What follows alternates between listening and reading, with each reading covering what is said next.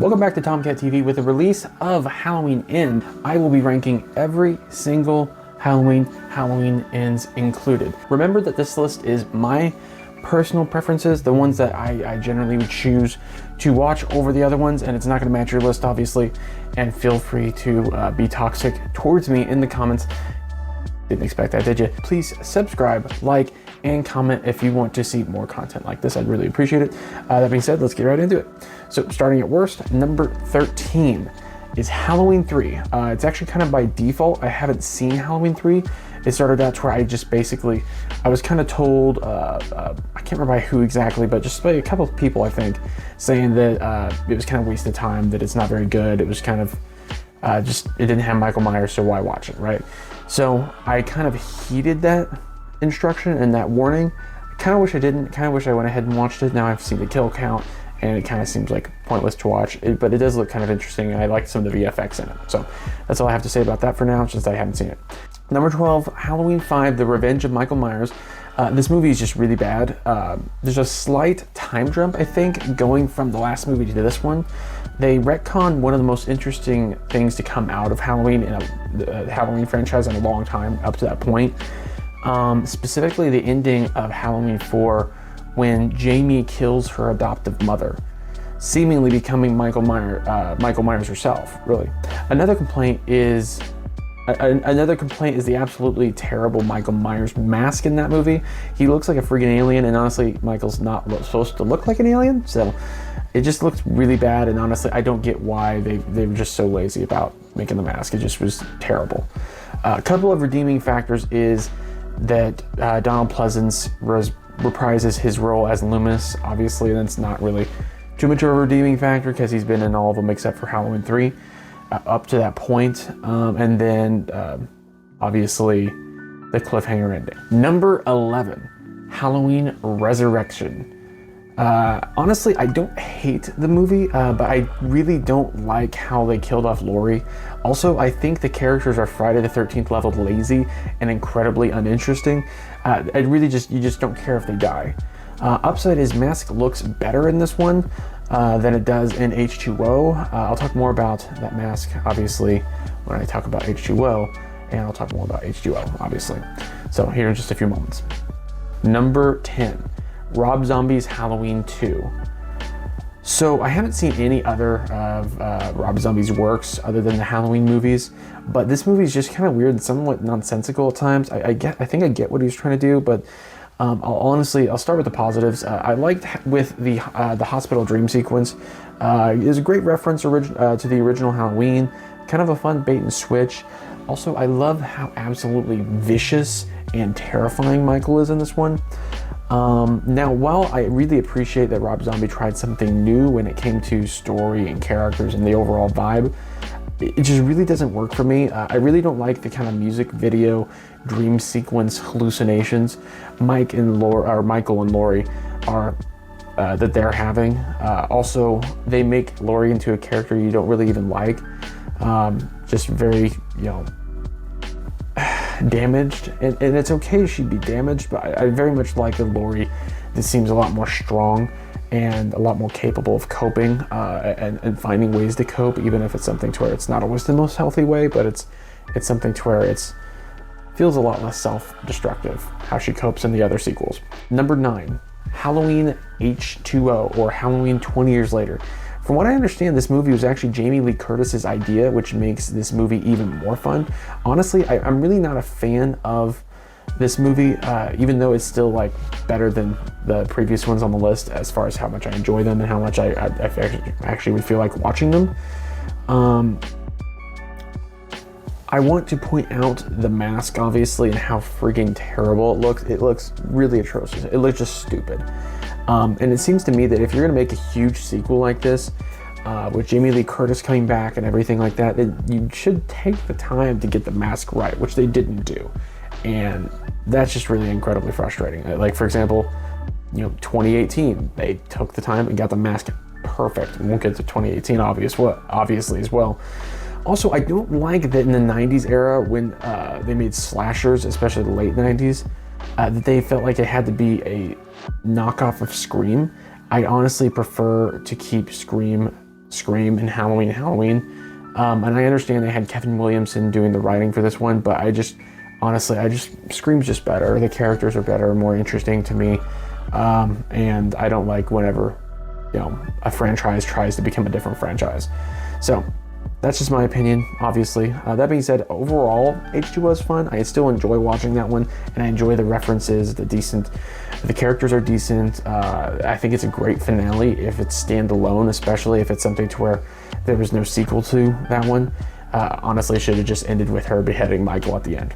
And then we have Rob Zombie's Halloween from 2007, the first movie.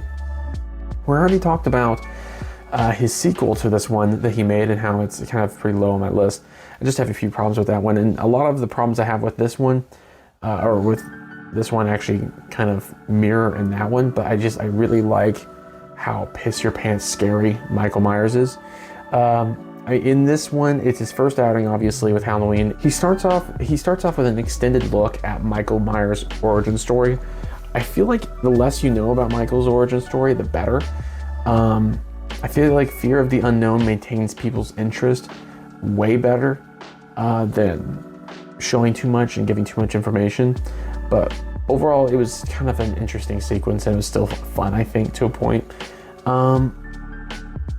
Also, I don't like how positively disgusting and kind of rapey most of the people in this movie are.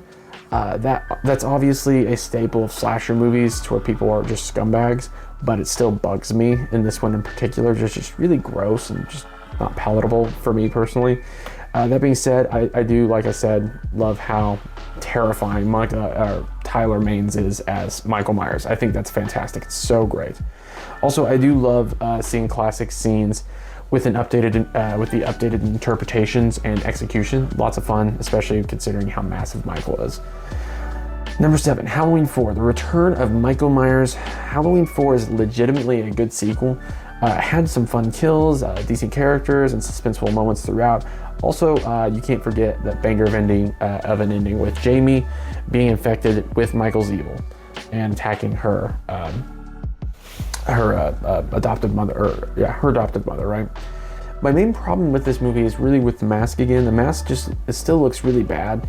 It's better than some of the sequels, like Halloween 5 and H2O, in my opinion. I still like it better, but if the mask was better in this one, if it was the original mask, I'd probably like it slightly better. It's just that mask is kind of a huge detractor from me, since it's such a big thing for Michael and it's such a recognizable feature. And when you can't recognize him in the mask, then what's the point? Number 6, Halloween, The Curse of Michael Myers. I'll be honest, The Curse of Michael Myers is my guilty pleasure. I love watching this movie, and I feel it's very underrated. This movie, I legit found Michael scary again. I love his mask, and even though it wasn't exactly like the original, you still know it's Michael Myers from that mask. It's still very familiar. The lighting and ambience throughout any scene with Michael, I think is really terrifying. It's very gritty and dark and just really lots of fun, in my opinion. But yeah, and I have lots of fun with this movie, despite some of the flaws in the plot and the performances from some of the people. I specifically like the scene in the backyard when Michael has the axe. I think it's a great off-screen kill, in my opinion, especially because she pushes aside, a sheet or something to that effect, and you see him there with the axe, and he goes in for a swing. And I think it's a sweet angle, and it looks cool. It's like a poster sort of cool. Number 5, Halloween Kills. Really, the only thing I don't like about this installment is that it feels like there is an over-reliance on nostalgia. The constant references to the OG Halloween were fun initially, but less so upon rewatching, I found. That being said, I did love the flashback to 1978 quite a bit. Also, I liked how active Michael was and how he just dropped bodies one after another, just constantly throughout the movie. And I think it does really set up, because of how many bodies he dropped, it sets up Halloween Ends really well, and the town's character development, because the town is basically its own character in this movie, and I do think it sets up the character development for the town very well and pushes it into the next movie. Number 4, Halloween Ends. And this is going to be no spoilers, so I'm going to keep this pretty short, especially since it's something to where especially since it's something because it's something where I want to think about it a little bit more as far as what I think about this movie completely. I think Halloween Ends has its share of problems, but I honestly can look past a lot of them because I really liked what they were trying to do. I'm still trying to sort out my feelings through it, like I said, so this ranking could change whenever I watch it again. I've already seen it twice, unless you count my editing on my reaction, and then it's 3 times. So I've seen it. I do think that the more I watch it, the more I think about it, the more I like it. So, and also it's just kind of a sign of me being willing to watch it again so soon after watching it and editing it. It's kind of a sign of how much I actually did enjoy the movie, I think. So that's number 4. Number 3, Halloween 2 from 1981. This movie carries on the vibe of the original from 1978, most out of all the sequels until probably 2018. To be honest, I believe that increases my enjoyment of it. You get classic Loomis and an exciting ending to both his and Michael's characters.